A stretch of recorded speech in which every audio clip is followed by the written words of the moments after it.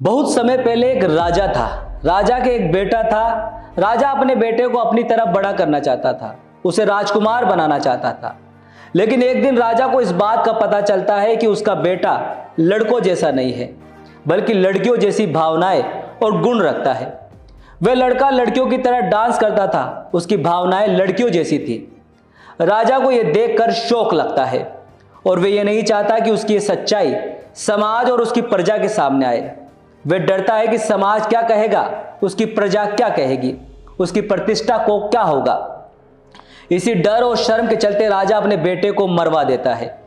लेकिन यह कहानी यहीं खत्म नहीं होती।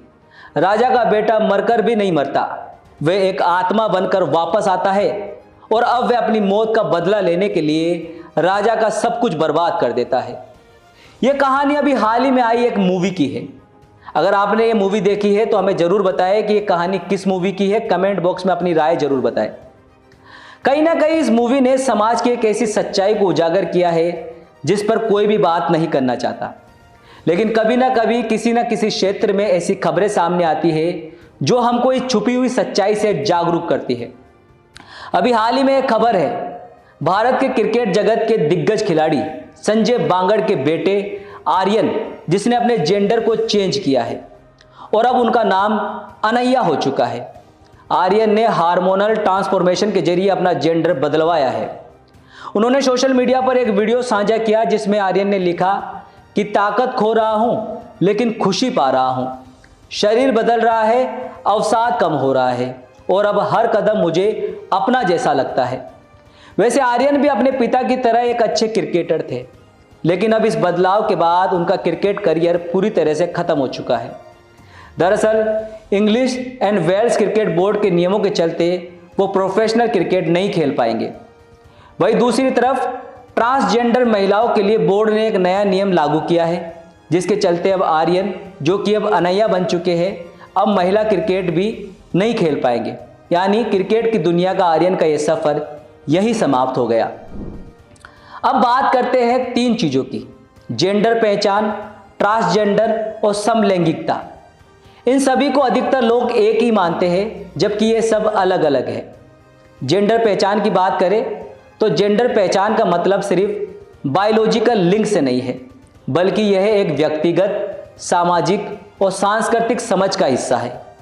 कोई व्यक्ति खुद को किस रूप में महसूस करता है।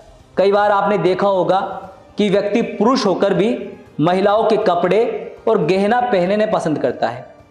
जब किसी पुरुष में महिलाओं से जुड़े गुण होते हैं, जैसे कोमलता, नरम आवाज, चलने का ढंग, महिलाओं की तरह डांस का शौक होना, तो ऐसे पुरुषों को स्त्रीण गुण वाला कहा जाता है। कई बार किसी महिलाओं में पुरुष के गुण होते हैं, वो महिलाएं पुरुष के जैसे कपड़े पहनना पसंद करती है, जूते पहनना पसंद करती है। ऐसी महिलाओं को टॉम बॉय भी कहा जाता है। लेकिन ये सब गे नहीं होते हैं या समलैंगिक नहीं होते हैं, बस उनका ऐसा करने का अच्छा लगता है, उनका मन होता है। इनमें भी दो कैटेगरी होती है, एक तो जेंडर नॉन कॉन्फर्मिंग और एक क्रॉस ड्रेसर। ये व्यक्ति ऐसे होते हैं जो अपने लिंग के पारंपरिक सामाजिक मानदंडों को मानने के बजाय अपनी इच्छा के अनुसार कपड़े पहनते हैं और अपना व्यक्तित्व दिखाते हैं। ये केवल उनकी व्यक्तिगत अभिव्यक्ति होती है। अब बात करते हैं समलैंगिक यानी गे की। ये एक व्यक्ति की यौन रुझान को दर्शाता है। अब एक व्यक्ति अपने ही लिंग के अन्य व्यक्ति के प्रति आकर्षित होता है तो उसे समलैंगिक या गे कहा जाता है। इसका मतलब है कि उसकी जो यौन रुचि है वो समान लिंग के व्यक्तियों में होती है। जैसे कि कोई महिला होकर भी महिलाओं से आकर्षित होती है और कोई पुरुष होकर भी पुरुष से आकर्षित होता है। यह सब समलैंगिक या गे की कैटेगरी में आते हैं और धारा 377 भी इन्हीं से रिलेटेड है। भारत के सुप्रीम कोर्ट ने 2018 में धारा 377 के एक हिस्से को निरस्त कर दिया था।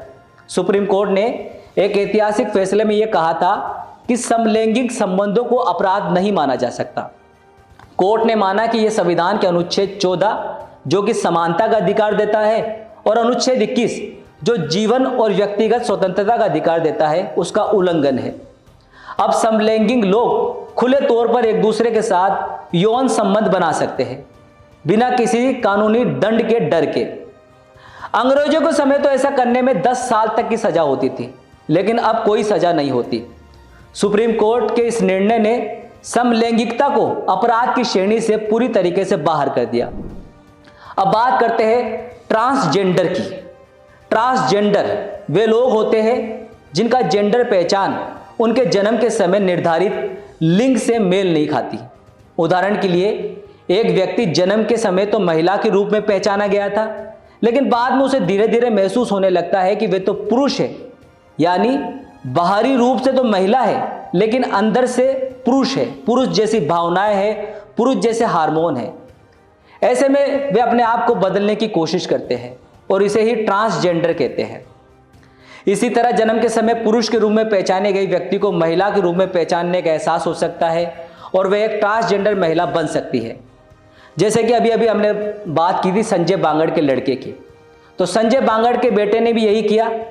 इसमें व्यक्ति हार्मोन थेरेपी या सर्जरी करवा कर अपना जेंडर और हार्मोन चेंज करवा लेते हैं। इसके साथ ही प्लास्टिक सर्जरी का भी सहारा लिया जाता है। फिर कई मामलों में वो अपनी पसंद की शादी कर लेते हैं जिससे उनको यौन सुख मिल सके। भारत में इस तरह के बदलाव करने के प्रोसेस को 2014 में मान्यता प्राप्त हुई थी और ये प्रक्रिया उन लोगों के लिए है जो 21 साल की उम्र पार कर चुके हैं। इससे पहले अगर किसी व्यक्ति को अपनी पहचान बदलवानी है तो उसे अपने माता पिता की सहमति की आवश्यकता होती है।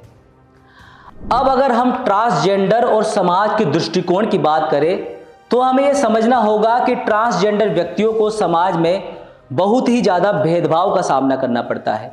उन्हें अक्सर अपनी पहचान को लेकर सवालों का सामना करना पड़ता है और कई बार ये भेदभाव उनके मानसिक स्वास्थ्य पर भी गहरा असर डालते हैं। उन्हें रोजगार पाने में मुश्किल आती है क्योंकि अधिकतर कंपनियां और संस्थान उन्हें नौकरी देने में हिचकिचाती है। लेकिन इसके बावजूद ट्रांसजेंडर समुदाय के लिए सरकार ने कुछ कानून बनाए हैं, जैसे कि ट्रांसजेंडर व्यक्ति अधिकारों का संरक्षण विधेयक 2019, जो उनकी शिक्षा, स्वास्थ्य और रोजगार में समान अवसर देने का प्रावधान करता है। हालांकि समाज में अभी भी ट्रांसजेंडर व्यक्तियों के प्रति भेदभाव, अस्वीकार की मानसिकता पूरी तरह से बदलने की आवश्यकता है। समाज और सरकारी प्रयासों के बावजूद ट्रांसजेंडर व्यक्तियों के लिए सकारात्मक बदलाव अभी भी एक लंबी यात्रा है। हालांकि सामाजिक स्वीकृति की दिशा में काफ़ी काम हो चुका है और अब अधिक लोग अपनी पहचान को खुलकर स्वीकार करने लगे हैं। पहले के समय में समाज का दबाव हावी था, इसलिए लोग समाज के डर से खुलकर सामने नहीं आते थे। उनके पास कोई प्लेटफॉर्म भी नहीं था। लेकिन अब सोशल मीडिया के जरिए ये एक दूसरे से बात करते हैं, अपनी फीलिंग शेयर करते हैं। इस कैटेगरी से जुड़े लोग कई ग्रुप्स और ऐप का सहारा लेते हैं। साथ ही सुप्रीम कोर्ट के फैसले ने समलैंगिकता को कानूनी रूप से वैध कर दिया है, जिससे समलैंगिक और ट्रांसजेंडर व्यक्तियों को समाज और सोशल मीडिया पर अधिक स्वीकृति मिलनी शुरू हो चुकी है। अब वे बिना डर के अपने यौन अभिविन्यास के बारे में खुलकर बात कर सकते हैं और अपनी पहचान को सार्वजनिक कर सकते हैं। तो आज हमने आपको एक ऐसे टॉपिक पर बात की जिसकी बात कोई नहीं करता। कहीं ना कहीं ऐसे लोग अभी भी हैं जो समाज के डर से अपने आप को एक शरीर में कैद किए हुए हैं और कई लोग खुलकर भी सामने आने लगे हैं।